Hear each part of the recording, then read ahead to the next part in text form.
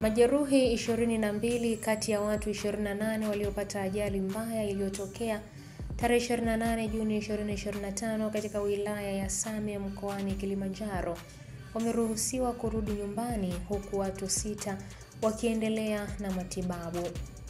Mkuu wa mkoa wa Kilimanjaro Nurdin Babu amesema kuwa miili 5 kati ya 38 ya waliopoteza maisha tayari imetambuliwa na kukabidhiwa kwa ndugu kwa ajili ya kuendelea na taratibu za mazishi.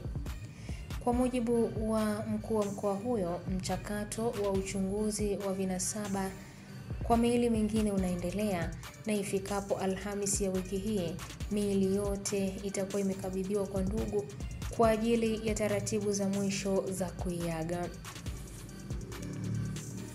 Aidha, amesisitiza kuwa serikali itagharamia mazishi yote kwa heshima ya waliopoteza maisha katika ajali hiyo ya kusikitisha.